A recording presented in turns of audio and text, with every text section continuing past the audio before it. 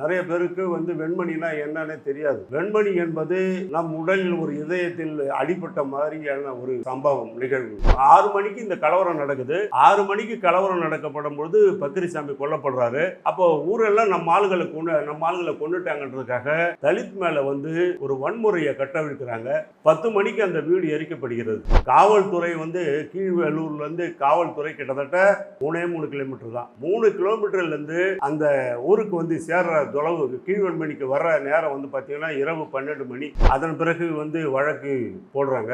அது ஆங்கிலத்தில் சொன்னோம்னா கவுண்டர் கேஸ்ன்னு சொல்லுவாங்க. இந்த 107 போடும்போது இதில் ஒரு 10 பேர் போடுவான் ஏ பார்ட்டியில், பி பார்ட்டியில் ஒரு 10 பேர் போடுவாங்க. ஆனால் ஒரு ஆள் இறந்ததுக்கு 44 பேர் இறந்ததுக்கு ஒரு கவுண்டர் கேஸ் போடணும். அந்த போலீஸை நம்ம என்ன செய்யுது? ஒவ்வொருத்தருக்கிடம் வாக்குமூலம் பெறப்பட்டது. அந்த வாக்குமூலம் பெறப்பட்ட போது அந்த வாக்குமூலம் படிக்கும்படி எனக்கு சிரிப்பா இருக்குது. 6ஆம் கிளாஸுக்கு இருக்கிறவங்க கூட அந்த வாக்குமூலங்களை எழுத மாட்டான். காவல்துறையெல்லாம் திட்டும் போது எனக்கு கொஞ்சம் வலிக்கும், அந்த வலி இருக்கும். ஆனால் காவல்துறையில தான் கருப்பாடுகள்ன்றதை நிறைய பேருக்கு தெரியாது. இதை மனமாற நான் இங்கே ஒத்துக்கிறேன். பெரியார் மேல ஒரு குற்றச்சாட்டு உண்டு. இந்த வெண்மணி வழக்கு சம்பந்தமா பெரியார் மேல குற்றச்சாட்டு உண்டு. பெரியார் சரியான முடிவு எடுக்கல. இந்த சம்பவம் நடக்கும்போது உங்களுக்கு எல்லாருக்குமே தெரியும், பெரியார் மருத்துவமனையில் இருந்தார். அப்போ அவருக்கு வயசு 89. இருந்தாலும் கூட அவர் வெளியே வந்த பிறகு 2 அறிக்கை விடுறார். ஆனா பெரியார் நடவடிக்கை எடுக்கலன்னு சொன்னது அது மிகப்பெரிய தப்பு. நிறைய பேருக்கு வெண்மணினா என்னன்னே தெரியாது. நான் 1993 காரைக்காலில் வேலை செய்த போது ஏதாவது ஒரு காரணம் சொல்லி இந்த நாளில் வெண்மணிக்கு போயிட்டு வந்துடுவேன். அது நிறைய பேருக்கு தெரியாது. நாகப்பட்டினம் போகிற மாதிரி போயிட்டு வந்துடுவேன். வெண்மணி என்பது நம் உடலில் ஒரு இதயத்தில் அடிபட்ட மாதிரியான ஒரு சம்பவம் நிகழ்வு. கூலி உயர்வை கேட்ட அந்த தலித் உறவினர்களுக்கு பாதுகாப்பு இல்லாத ஒரு சூழ்நிலையை ஏற்படுத்தி பக்கிரிசாமி என்பவரால் 18 பேர் அழைத்து அறுவடை செய்யப்பட்ட அந்த குறுவை சாகுபடி அறுவடை செய்த போது எங்களுக்கு கொடுக்காத கூலியை அவர்களுக்கு கொடுத்தது தவறு என்று கூறிய தலித் மக்கள் மீது துப்பாக்கி சூடு நடத்தப்பட்டது. காவல்துறை மூலமாக இல்லை. உங்களுக்கு எல்லாருக்கும் தெரியும், கோபாலகிருஷ்ணன் நாயுடு என்ற ஒரு சாதி வெறி பிடித்த ஒரு திமிர் பிடித்த அவர்களால் நடத்தப்பட்ட ஒரு துப்பாக்கி சூடு. அதற்கு பயந்து அங்கிருந்த மக்கள் எல்லாம் ஒரு வீட்டினர் உள்ளே போய், ராமையா வீட்டினர் உள்ளே போய் இருந்தார்கள். 48 பேர் உள்ளே போனாங்க. அந்த 48 பேரில் 4 பேர் எரியும் பொழுது, கொளுத்தப்பட்ட அந்த வீட்டில் எரியப்படும் பொழுது 4 பேர் தப்பிச்சு வெளியே போனாங்க. இந்த கும்பல் விடாமல் 2 பேர் ஓடிட்டாங்க. மீதி 4 பேரையும் இது உள்ளே போட்டு அழுத்தி மறுபடியும் அவங்கள இறக்க நேரிட்டது. உங்களுக்கு தெரியும், அது உள்ள இறந்த மாதம்மாள் என்கிற ஒரு அம்மையார் தன்னுடைய குழந்தையை காப்பாற்ற போய் அந்த குழந்தையோடு கட்டிப்பிடித்து காலையிலே அந்த உருவத்தோடு அந்த எரிந்த உடலோடு பார்க்கப்படும் பொழுது எவ்வளவு சோகம் நிகழ்ந்திருக்கும் என்பது எல்லாருக்கும் தெரியும். அப்போ இருந்த காவல்துறை மெத்தனமாக நடந்து கொண்டது. அடிக்கடி தீனா காவல்துறையெல்லாம் திட்டும் போது எனக்கு கொஞ்சம் வலிக்கும், அந்த வலி இருக்கும். ஆனால் காவல்துறையில் தான் கருப்பாடுகள்ன்றதை நிறைய பேருக்கு தெரியாது. இதை மனமாற நான் இங்கே ஒத்துக்கிறேன். இன்றைக்கி சாதியை வேறு அறுப்போம் சொல்கிற இந்த மேடையில் நான் பேசுவதில் பெருமை அடைகிறேன். ஆனால் இங்கே சாதி இல்லாமல் புதுவையில் உள்ள காவல்துறை நடக்காது. இது உங்களுக்கு தெரியும். நம்ம ராஜா போன்றவர்கள்லாம், தீனா போன்றவர்கள் எல்லாமே முதல் கருப்பு சட்டை பிடிக்காது, 2வது சாதி அடையாளம் தெரியாது. அப்போ சாதி அடையாளம் தெரியாத, சாதியை மட்டுமே இருக்கக்கூடிய இங்கே காவல்துறை அதிகாரிகள் தான் இங்கே இருக்காங்க. அந்த காவல்துறை அதிகாரிகளே சாதியை அந்த கட்டுமானத்தை கையில் வச்சுக்கணும். நாம் சாதி இல்லைன்னு சொல்கிறோம். எனக்கு நிறைய குறைகள் இருக்குது, தனிப்பட்ட முறையில் குறைகள் இருக்குது. இங்கே உள்ள பெரிய கடை காவல் நிலையத்தில் 25 ஆண்டுகள் நான் போராடினேன். எப்பயாவது நம்ம போய் பெரிய கடை காவல் நிலையத்தில் வேலை செஞ்சிடலாம், நமக்கான ஒரு வாய்ப்பு வழங்கப்படும் என்கிற சூழ்நிலையை உருவாக்கிட்டே இருந்தேன். ஆனால் கடைசி வரைக்கும் பெரிய கடை காவல் நிலையத்தில் என்னால் வேலை செய்ய முடியல. காரணம் என்பது சாதியுடைய அடையாளம். யாரால் வேலை செய்ய முடியும்னா 2 சாதியால் தான் வேலை செய்ய முடியும். அந்த சாதிகளை நான் இங்கே சொல்ல விரும்பவில்லை. அந்த சாதியுடைய கட்டுமானத்தால் தான் இங்கே உள்ள காவல் நிலையங்கள் இயங்குகிறது. இங்கே உள்ள கருப்பு சட்டைக்காரர்கள் எல்லாம் நீங்கள் போனீங்கன்னா உங்களை பார்க்குற பார்வை வேறு. நான் மட்டும்தான் அழகு பார்வையில் பார்ப்பேன் உங்களை எல்லாருமே, ஏன்னா நானும் அதில் இருக்கேன்றதால. ஆனால் நம்மளை எல்லாம் அவங்க பார்க்குற விதமே வேறு. நான் காவல்துறையில் இருந்தாலும் கூட என்னையும் ஒரு அன்டச்சபிலிட்டி தான் பார்ப்பாங்க. ஏன்னா நாம் கருப்பு சட்டை ஆரம்ப காலத்துலேருந்தே நம்ம இதை எதிர்த்து வந்துட்டு இருக்கோம். அதனால் இந்த கருப்பு சட்டையை பார்க்குற பார்வை வேறு. கருப்பு சட்டை எங்கே போட்டு அவன் நம்மளை கருப்பு சட்டையாக பார்ப்பான்றதுக்காக தான் நான் அடிக்கடி வெள்ளை சட்டை போடுறது. அதுக்காக நிறைய தோழர்கள் என்கிட்ட கேட்டிருக்கேன், நீங்கள் கருப்பு சட்டைக்காரங்க ஏங்க வெள்ளை சட்டை போடுறீங்களா? அதுக்கு இல்லை, அடையாளங்கள் இல்லை. உள்ள கருப்பு தான் வேகும், வெளியில் வெள்ளை இருக்கும். அப்பற்பட்ட இந்த வெண்மணியில் 44 பேர் இறந்த பொழுது அதுக்கு முன்னாடி ஒரு வழக்கு உங்களுக்கு தெரியும். இந்த பக்கிரிசாமி என்பவர் கொல்லப்பட்டார். அதுக்கு ஒரு 302 மர்டர் கேஸ் போடுறாங்க. 8 மணிக்கு இந்த 6 மணிக்கு இந்த கலவரம் நடக்குது. 6 மணிக்கு கலவரம் நடக்கப்படும் பொழுது பக்கிரிசாமி கொல்லப்படுறாரு. அப்போது ஊரெல்லாம் நம்ம ஆளுகளை கொண்டுட்டாங்கன்றதுக்காக தலித் மேலே ஒரு வன்முறையை கட்டவிழ்க்கிறாங்க.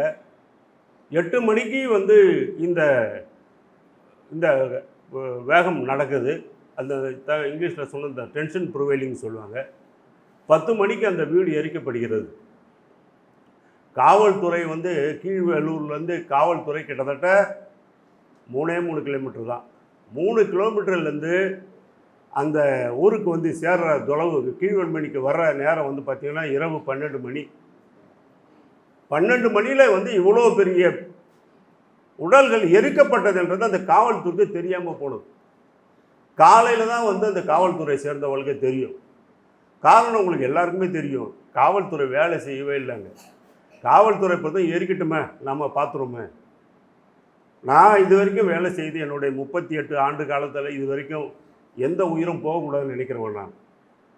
அதனாலே என்னவோ தீனவை இன்னைக்கு என்ன பேச விட்டார். அந்த காலையில் தான் தெரியுது, இந்த உடல்கள் எரிக்கப்பட்டது காலையில் தான் தெரியுது. அதன் பிறகு வழக்கு போடுறாங்க. இல்லை, ஒரு முண்டம் கூட அந்த வழக்கு போட மாட்டேன். ஒரு சாதாரண நம்ம ஊரில் உள்ள, ஏன்னா இங்கே எல்லாம் போராளிகள் தான். ராஜா போன்றவர்கள், ஐயா அன்பரசு போன்றவர்கள்லாம் போராளிகள். இங்கே நிறைய எல்லாம் போராளிகள் தான். பார்த்த முகத்தான் பார்க்குறேன், புதுசாக யாரையும் நான் பார்க்கல. அதேமாதிரி அவர் தம்பியை புதுசாக பார்க்குறேன்னு நினைக்கிறேன். மீதி எல்லாரும் பார்த்த முகங்கள் தான். அது ஆங்கிலத்தில் சொன்னோம்னா கவுண்டர் கேஸ்ன்னு சொல்லுவாங்க. 2 கேஸ் போடுவாங்க. நிறைய பேர் போலீஸ் ஸ்டேஷன் போகிறது உங்களுக்கு தெரியும். அந்த காலத்தில் ஒரு 107 எல்லாம் அனுபவிச்சிருப்பீங்க நீங்கள்லாம். இந்த 107 போடும்போது இதில் ஒரு 10 பேர் போடுவான் ஏ பார்ட்டியில், பி பார்ட்டியில் ஒரு 10 பேர் போடுவாங்க. 110 போடும்போது தனி ஆளில் ஒரு 10 பேர் போடுவாங்க, இதில் ஒரு 10 பேர் போடுவாங்க. இல்லை ஒரு அடிதடி கேஸு அப்படின்னு போடும்பொழுது ஒரு அட்ரிகேட்னா கொடுங்காயம் இல்லை காய கேஸ் இதில் ஒரு 5 பேர் அடிபட்டிருப்பாங்க, இதில் ஒரு 5 பேர், அப்படி தான் போடும். அது பேர் தான் கவுண்டர் கேஸு. ஆனால் ஒரு ஆள் இறந்ததுக்கு 44 பேர் இறந்ததுக்கு ஒரு கவுண்டர் கேஸ் போடணும். அந்த போலீஸை நம்ம என்ன செய்யுது? அப்போ போலீஸ் காவல்துறை திட்டமிட்டு இந்த வேலையை செய்தது. அது மட்டுமே இல்லாமல் ஒவ்வொருத்தருக்கிடம் வாக்குமூலம் பெறப்பட்டது. அந்த வாக்குமூலம் பெறப்பட்ட போது அந்த வாக்குமூலம் படிக்கும்போது எனக்கு சிரிப்பாக இருக்குது. 6ஆம் கிளாஸுக்கு இருக்கிறவங்க கூட அந்த வாக்குமூலங்களை எழுத மாட்டான். இங்கே நம்ம ஊரில் உள்ள ஒரு ஏட்டு எழுதணும்னா அது ஜெயிக்கும். நான் உங்களிடத்தில் சொல்லிக்கிறேன், நான் 28 மர்டர் கேஸ் போட்டிருக்கிறேன். பாண்டிச்சேரியில் அதிகமாக இது வரைக்கும் நான் என்ன தவிர 26 கேஸ் போட்டவங்க தான் இருக்கேன். நான் 28 கேஸ் போட்டிருக்கேன். அந்த 28 கேஸில் 22 கேஸு கன்ஃபைன்மெண்ட் மீன்ஸ் தண்டனை பெற்றிருக்கிறேன்னு அர்த்தம். பெருமையோட சொல்லிக்குவேன். ஏன் எங்களால் ஜெயிக்க முடியுது, அவங்களால ஏன் ஜெயிக்க முடியல? காரணம் அதில் எழுதுவது என்பது திட்டமிட்டு நம்ம சொல்லுவோம்ல, இங்கே ஆங்கிலத்தில் லேப்ஸ்ன்னு சொல்லுவோம். அந்த லேப்ஸை அதனுடைய ஸ்டேட்மெண்ட்டில் கொண்டு வருவாங்க.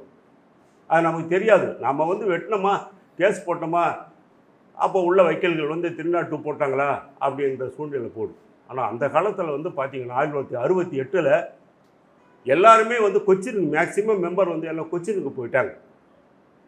அந்த கொச்சினுக்கு போனதால் இந்த இடத்துல வந்து அதனுடைய மக்களுடைய ஸ்ட்ரென்த்து, அதாவது அங்கே மக்களுடைய ஆதிக்கம் இல்லாமல் போனதால் இந்த இடத்துல வந்து தலித்துகள் வந்து துன்புறுத்த வேண்டிய ஒரு சூழ்நிலை ஏற்பட்டுச்சு. அங்கே இருந்திருந்தாங்கன்னா அந்த கொச்சி மாநாட்டுக்கு போகலைன்னா இன்றைக்கி வந்து அந்த சம்பவம் நடந்திருக்கிறதுக்கான வாய்ப்புகளே இல்லை. உண்மையிலே 2 பேரும் மறக்கவே முடியாது. ஒருத்தர் ராவ், சீனிவாச ராவ் என்கிற சிபிஐயோடைய தலைவர், அவரை நம்ம நினைவு புரிஞ்சே ஆகணும். இன்னும் ஒருத்தர் பி ராமமூர்த்தி. இவங்க 2 பேரும் இல்லைன்னா மக்களுக்கான அந்த உரிமைகள் கூட கிடைச்சிருக்காது. அப்போ கருப்பு சட்டம் என்ன பண்ணுது? கருப்பு சட்டம் ஒன்றும் செய்யலையா? கருப்பு சட்டைகளும் இருந்தது. இந்த சம்பவம் நடக்கும்போது உங்களுக்கு எல்லாருக்குமே தெரியும், பெரியார் மருத்துவமனையில் இருந்தார். அப்போ அவருக்கு வயசு 89. அப்போல்லாம் அவர் வந்து அந்த மூத்திர பையெல்லாம் கட்டிட்டார். இருந்தாலும் கூட 28ஆம் தேதி 25ஆம் தேதி அவர் மருத்துவமனையில் இருக்கார். 27ஆம் தேதி அவர் வெளியே வந்த பிறகு 2 அறிக்கை விடுறார் பெரியார். அந்த 2 அறிக்கை விடும்போது இது வர்க்க போராட்டத்துக்காக இல்லை, இது முழுக்க முழுக்க உரிமை போராட்டம் என்பதை அவர் சொல்கிறார். அதே போல் இன்றைக்கி தம்பி பாடிட்டு போன பாட்டுங்க, மனுநீதியோடைய தர்மத்தை தான் வந்து இவங்க கொண்டு வந்து மக்களை வந்து துன்புறுத்தி மக்களை வந்து ஒழித்து கட்டினாங்கன்றதை வந்து பெரியார் அன்னைக்கு சொன்னார். ஆனால் பெரியார் நடவடிக்கை எடுக்கலைன்னு சொன்னது அது வந்து மிகப்பெரிய தப்பு. அதன் பிறகு கேஸு வந்து நாகப்பட்டினம் செஷன்ஸ் கோர்ட்டில் போகுது. நாகப்பட்டினம் செஷன்ஸ் கோர்ட்டில் போகும்போது அந்த ஸ்டேட்மெண்ட்டை பார்த்துட்டு குப்பண்ணா என்கிற ஒரு ஜட்ஜி அவர் அந்த ஜட்ஜ்மெண்ட்டு கொடுக்குறாரு 10 வருஷத்தோடைய தண்டனை. அதன் பிறகு அவங்க வந்து மேல்முறையீடுக்கு ஹைகோர்ட்டு போகிறாங்க, உயர்நீதிமன்றத்துக்கு போகிறாங்க. உயர்நீதிமன்றம் ஒரு ஜட்ஜ்மெண்ட்டு கொடுக்குறேன். ஜட்ஜ்மெண்ட்டை விமர்சனம் பண்ணக்கூடாது. ஒரு காவல்துறை அதிகாரியாக இருந்து நான் வந்து அவங்க கொடுத்த நீதி பரிபாலனத்தை வந்து பரிசுத்துக்க கூடாது. அதில் என்ன சொல்கிறாங்கன்னா நீங்கள் தெரிஞ்சுக்கிறதுக்காக இங்கே சொல்கிறேன், நிறைய பேருக்கு தெரிஞ்சிருக்கும். அதாவது அந்த கோபாலகிருஷ்ணன் நாயுடு ஒரு கார் வச்சுருந்தார். கார் வச்சுருக்கோம், அதான் நம்மக்கிட்ட சொல்லுவோம்ல, வெள்ளையாகிறவன் போய் சொல்ல மாட்டாங்க. அப்போ கார் விற்கிறவன் வந்து கொலை பண்ண மாட்டான்னு அர்த்தமா? அதே போல் இவங்களை அடிக்கிற அளவுக்கு இவங்க தெருவில் நடந்து வந்த வேண்டிய சூழ்நிலை அங்கே இல்லை, ஜட்ஜ்மெண்ட்டில் இருக்குது. என்ன ஒரு செய்தி என்னன்னா, இவங்க அடிக்கிற நோக்கம் வந்து இவங்களுக்கு இல்லை, இது வேண்டின திட்டமிட்டு சிபிஐ அன்னைக்கு இருந்த சிபிஐயும் சிபிஎம்மும் அவங்களோட தூண்டுதல் பேரில் தான் கம்ப்ளைண்ட்டே கொடுத்தாங்கன்றா. அப்போ செத்தவன் 44 பேர் யார்? 44 பேர் யார்? நம்ம ஊரில் உங்களுக்கு தெரியும், சங்கரராமன் கொலை வழக்கு தெரியும் இல்லையா? யாருக்காவது தெரியாமல் இருக்க சங்கரராமன் கொலை வழக்கு? ஒன்றும் இல்லை, சங்கராச்சாரிய சங்கராச்சாரிய ஆள் வச்சு கொலை செஞ்சவர் தான் சங்கரராமன். அவரும் ஒரு பிராமணர், கொலை செஞ்சவனும் ஒரு பிராமணர். அந்த சங்கரராமனுடைய கொலை வழக்கு அங்கே நீதி கிடைக்க தமிழ்நாட்டில் என்றதால் அதனுடைய வழக்கு வந்து புதுவையில் வந்து மாற்றம் செய்யப்பட்டது. புதுவையில் வந்து என்ன நடந்ததுன்னு உங்களுக்கு தெரியும், அதை நான் இப்போ சொல்லக்கூடாது. அப்போ வந்து அந்த வழக்கு சம்மந்தமாக எல்லா சாட்சிகளும் புறச்சாட்சியாக மாறினாங்க. அது இல்லாமல் அந்த சாட்சிகளுடைய சொல்லப்பட்ட கருத்துக்களுடைய சாட்சிகளை கோர்ட்டு கன்சிடர் பண்ணலை. கடைசியில் அந்த கோர்ட்டு அந்த வழக்கை தள்ளுபடி பண்ணுது. தள்ளுபடி செய்தது மட்டும் இல்லை, மேல்முறையீடு போகக்கூடாதுன்னு அரசுக்கு வந்து அதிகாரம் போடுது. அதை சொல்லவே கூடாது, அதுவே தவறு. அப்போ அந்த சங்கராமனுடைய பையன் என்ன சொல்கிறான், எங்கள் அப்பாவே கத்தி எடுத்து குத்திக்கிட்டாரு, அவரே கழுத்து அறுத்துக்கிட்டாரு, அவரே வயிற்றில் குத்துட்டாரு, இது வழக்கு நடக்கலை அப்படிங்கிற அந்த வெறுப்பில் சொன்னான். அது மாதிரி 44 இறந்ததுக்கான காரணம் யார்? தலித்துகளுக்கு வந்து தீ வச்சுட்டாங்களா? இல்லை. அப்போ அந்த வழக்குடைய இந்த இந்த ஸ்திரத்தன்மைன்னு சொல்லுவாங்க, அந்த இதோடைய ஸ்திரத்தன்மையை யாரும் வந்து சொல்கிறது? சாட்சிகளும் பிற சாட்சிகளும் வந்து சொல்கிறத வந்து கன்சிடர் பண்ணுற இந்த கோர்ட்டு சாட்சிகள் சொல்கிற கருத்துக்களை ஏன் ஏற்க மறுக்கிறது? காரணம் என்பது அங்கே சொல்லப்பட்ட ஆளுமைகளும் அவங்களும் வேற ஒரு சாதிய கட்டமைப்பதற்கு அவிழ்த்து விடுறவங்களாக இருக்கிறாங்க. சுப்ரீம் கோர்ட்டு போகும்போதும் ஒரே உடைய ஜட்ஜி சொல்லிட்டாங்க. என்னன்னா கீழ்கோர்ட்டில், அதாவது நாகப்பட்டினம் செஷன்ஸ் கோர்ட்டில் சொல்லப்பட்ட அந்த ஜட்ஜ்மெண்ட்டும் ஹைகோர்ட்டில் கொடுத்த ஜட்ஜ்மெண்ட்டும் கொடுத்ததால் அதுக்கு சம்பந்தமான மேல்முறையீடுக்கு நாங்கள் எடுத்துக்கொள்ள முடியாது, அதனால் இந்த வழக்கு தள்ளுபடி பண்ணுறோம்ன்றோம். அதாவது ஒரு பெரிய ஆங்கிலத்தில் சொன்னால் ஒரு புருட்டல் மர்டர் கேஸ். இந்த மாதிரி கேஸ் எல்லாம் எனக்கு கொடுத்தா 44 பேருக்கு தூக்கு தண்டனை வாங்கி கொடுத்துருப்பேன், நிச்சயமாக வாங்கி கொடுப்பேன். என்னால் முடியும், 44 பேருக்கு தூக்கு தண்டனை வாங்கி கொடுத்துருக்க முடியும். இந்த வழக்கே தள்ளுபடி ஆகுதுன்னா அப்போ இந்த வழக்கினுடைய எடுக்கப்பட்ட வாக்குமூலங்கள் என்னாச்சு? அந்த வாக்குமூலங்கள் ஏன் இப்போ தவறுதலாக எடுக்கிறாங்க? அதுக்கு முழுக்க காவல்துறை தான் காரணம். ஆனால் இப்போ உள்ள நிறைய பேர் வந்து கம்ப்ளைண்ட் கொடுத்தாலும் கூட, புகார் கொடுத்தா கூட நீங்கள் விசாரித்தோம்னா, நானே சொல்கிறேனே, இந்தியாவிலேயே 42 வழக்குகள் பிசிஆர் செல் கேஸ் நான் மட்டும்தான் போட்டிருக்கேன், வேறு யாரும் போட்டதில்லை. ஆனாலும் என் மேலே அலிகேஷன் சொல்லுவாங்க நம்மால். காரணம் என்னென்னா, நம்மால்னா நேரு நம்ம கருப்பு சட்டக்காரங்கள், சிபிஐ, விடுதலை சிறுத்தைகள் இவங்களாம் சொல்லுவாங்க. காரணம் என்னென்னா, எங்கள் மேலே தவறு கிடையாது. சாட்சிகள் சொல்ல வரும்போது அந்த சாட்சிகள் சொல்கிறதில்ல. எல்லா வழக்குகளும் நாங்கள் ஜெயிக்கணும்னு தான் பார்ப்போம். எந்த வழக்குகளும் அது ஏன்னா ஹைகோர்ட்டுக்குன்னு போச்சுன்னா, அதாவது உயர்நீதிமன்றத்துக்கு போச்சுன்னா அங்கே போய் கை கட்டி நாங்கள் நிற்கிற பாடுறக்க உங்களுக்கு தெரியாது. அவ்வளோ பெரிய ஏசூர் முள்ள வேர்த்து கொட்டும். அங்கே ஒரு அடிமை தான், இங்கே வீரமெல்லாம் காட்டுவோம், ஆனால் அங்கே ஒரு அடிமை தான். நாங்கள் அந்த உடைய நீதிமன்றத்தை நாங்கள் அடிமை. அப்போது நம்மளுடைய சாட்சிகள் வந்து சரியாக இல்லாத போது இந்த வழக்குகள் எல்லாமே தோல்வி வருது. காரணம் அது நம்ம இல்லை, போலீஸ் இல்லை, காவல்துறை சார்பில் இல்லை. இங்கே வந்து புதுவையில் பொறுத்த வரைக்கும் 80 விழுக்காடு சரியாக பயன்படுத்தப்படுகிறது, வழக்குகள் போடப்படுகிறது. ஆனால் சாட்சிகள் சரியாக சொல்கிறதில்லை. இது வந்து நிசாத்திரமான உண்மை. இதை வந்து நீங்கள் கட்டாயமாக ஏற்றுக்கணும். ஆனால் இந்த வழக்கில் பொறுத்த வரைக்கும் சாட்சிகள் சொல்லப்பட்ட பொழுது இந்த சாட்சிகளை சரியாக வந்து விசாரிக்கலை. அதனுடைய வழக்குடைய தன்மையை வந்து சரியாக வந்து உயர்நீதிமன்றத்தில் சொல்லலை. அதன் பிறகு மேல்முறையில் போகும்பொழுது ஒட்டுமொத்தமாக இந்த வழக்குடைய, அதாவது ட்ரையல்னு சொல்லுவாங்க இல்லையா, ட்ரையல் எல்லாருக்கும் தெரியும். ட்ரையல் மீன்ஸு எல்லாம் வந்து அது அவங்க பேசுகிற இது ட்ரையல், அந்த வழக்கு நடக்கிற நேரமே, இந்த வழக்குடைய நேரமே மொத்தமாக 2.5 மணி நேரம் தான் நடந்திருக்கு. இப்போ 2.5 மணி நேரத்தில் அங்கே உட்காருக்கு 2 ஜட்ஜி, இங்கே எப்படி உட்காந்துருக்காங்களோ ஒரு பிராமணர் 2 ஜட்ஜி, அதே 2 பிராமண ஜட்ஜி அங்கே உட்காந்துருக்காங்க. அவங்க 2.5 மணி நேரம் தான் இந்த வழக்குடைய சாராம்சத்தை கேட்டிருக்காங்க. ஆனால் அந்த கேட்ட பிறகும் அவங்க இதனுடைய சாராம்சத்தை வச்சு தள்ளுபடி பண்ணுது நீதிமன்றம் செஞ்சுருக்கு. அதை பற்றி நாம் கொண்டு போகக்கூடாது. காரணம் என்னன்னா, 44 உயிர் எவ்வளோ மேன்மையானதுன்றது அது அடிப்பட்டவங்களுக்கு, இறந்து போனவங்களுக்கு தான் தெரியும். அப்பேற்பட்ட இந்த வெண்மணியுடைய நடந்த சம்பவத்துக்கு ஒவ்வொரு ஆண்டும் இந்த இயக்கம் வந்து ஒரு நினைவு கூற வகையில் இந்த நடத்தி வருகிற போது தீனாவை நான் பாராட்டுகிறேன். இந்த மாதிரி இடத்துல வந்து நாம் பேசுகிறது எனக்கு இப்போ முதற்கு நான் நிறைய வந்தாலும் கூட என்னை வந்து இந்த இடத்துல வந்து பேச வச்சது, அதுவும் உங்களோட பேசுகிறது வந்து என் குடும்பத்தோடு பேசுகிற மாதிரி நான் உணர்கிறேன். ஏன்னா கருப்பு சட்டை என்பது எனக்கு உயிர். எல்லா மாநாட்டுகளிலும் எல்லா கூட்டத்திலையும் எங்கேயாவது ஒரு ஓரமாக உட்காந்து தான் பார்ப்பேன். திருச்சியில் நடந்தாலும் சரி, வெளியூர்கள் நடந்தாலும் சரி, தெரியாமல் போய் பார்ப்போம். எப்போது நான் பதவியில் இருக்கப்படும் பொழுது. இப்போ தான் நம்ம கட்டுப்பாடு இழந்து இருக்கிறோம்ல, அப்போ இனிமேல் எங்கே வேணுமெல்லாம் போகலாம், இனிமேல் யாரும் நம்மளை தடுக்க முடியாது அப்படி என்கிற சூழ்நிலை. சரி, இந்த மாதிரி நிகழ்வுக்கு வேறு என்ன பெரியார் செஞ்சார் என்பது, பெரியாருக்கு ஒரு குற்றச்சாட்டு உண்டு. முடிச்சுக்கலாமா? நீங்கள் பேசிட்டா நான் பேசலாம், கோச்சுக்காதீங்க. பெரியார் மேலே ஒரு குற்றச்சாட்டு உண்டு. இந்த வெண்மணி வழக்கு சம்மந்தமாக பெரியார் மேலே குற்றச்சாட்டு உண்டு. பெரியார் சரியான முடிவு எடுக்கலை. உண்மையிலேயே பெரியார் வந்து பொது மருத்துவமனையில் இருக்கப்படும்போது ஒரு சரியாராக அவரால் பேச முடியாத ஒரு சூழ்நிலை. ஆனால் அறிக்கை வந்து ஐயா வந்து வீரமணி ஐயா வந்து ஒரு அறிக்கை கொடுத்தாங்க. அந்த அறிக்கையும் வந்து யாரும் அது கண்டுகொள்ளவில்லை. அதுதான் உண்மையானது. எவ்வளோ விஷயங்கள் செஞ்சுருக்காங்க. நீங்கள் தெரியும், வைக்கம் போராட்டத்தினுடைய வைக்கம் போராட்டம், கமுதியுடைய ஆலய நுழைவு போராட்டம், இதெல்லாம் பார்த்திங்கன்னா அதில் கூட பார்த்திங்கன்னா இன்னொன்று பார்த்திங்கன்னா இந்த மீடியாக்கள் சொல்லியது மிகப்பெரிய தவறு பண்ணுது. என்னென்னா, கமுதி போராட்டத்தில் வெறும் நாயுடு இனத்தவங்க மட்டும்தான் வந்து உள்ளே அழைச்சி போனாருன்ற மாதிரி மீடியா சொன்னாங்க. அதில் தலித்துகளும் உள்ளே அழைச்சி போனார்ன்றது நிறைய பேருக்கு அது தெரியல. அது உண்மையில் அழைச்சி போனார்.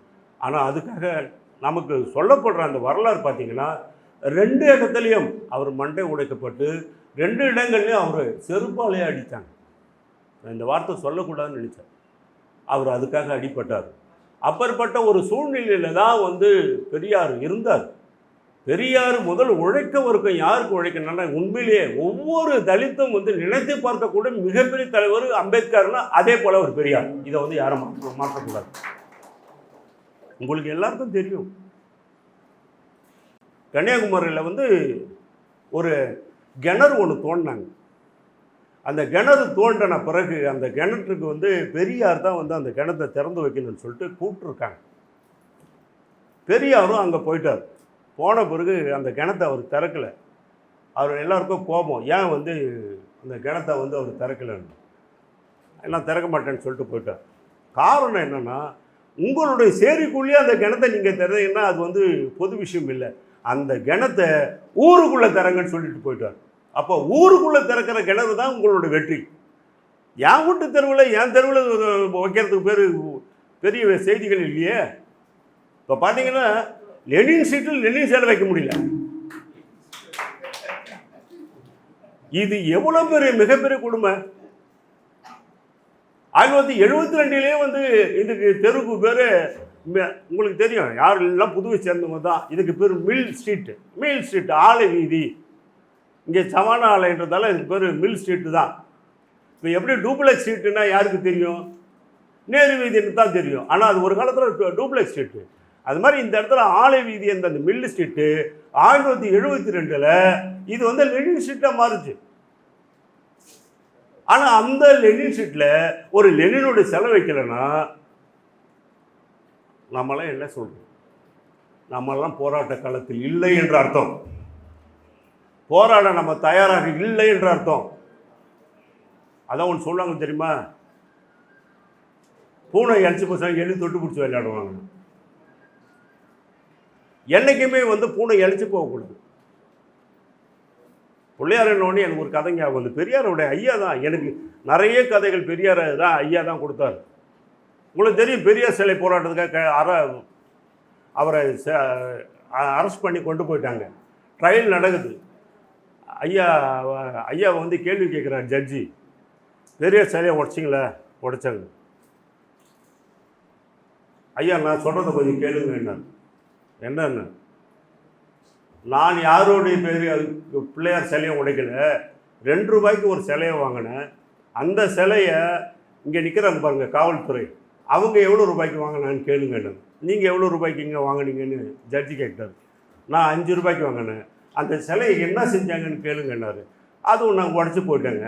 அவங்க கடலில் உடைச்சாங்க, நான் வீட்டில் உடைச்சாங்க. ஐயா அதான் வித்தியாசம். கேஸை தள்ளுபடியாச்சு. எல்லாத்துக்கும் துணிந்த ஒரே நபர் வந்து பெரியார் தான்.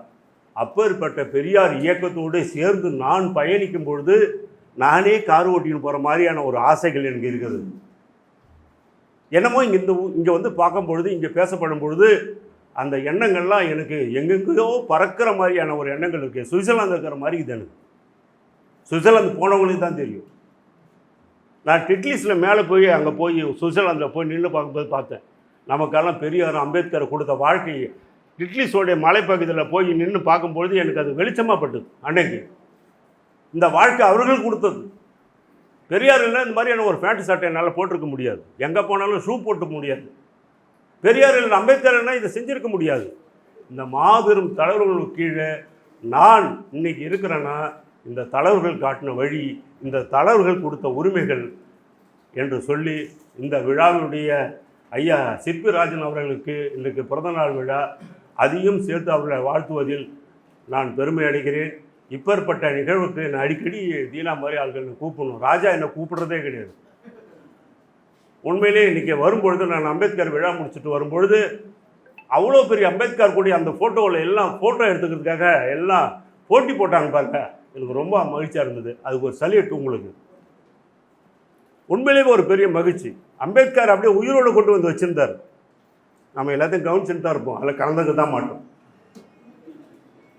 அப்பேற்பட்ட ஒரு அம்பேத்கர் விழாவை நடத்தி எனக்கு ரொம்ப பெருமையாக இருந்தது.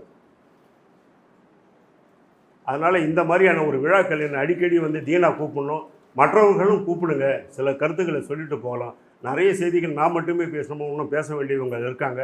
அதனால் எனக்கு இந்த ஒரு வாய்ப்பு அளித்த தீனாவும் அவரை சார்ந்து இருக்கக்கூடிய அனைத்து உள்ளங்களுக்கும் மீண்டும் மீண்டும் வருவேன், உங்களோடு சேர்ந்து பயணிப்பேன் என்று கூறி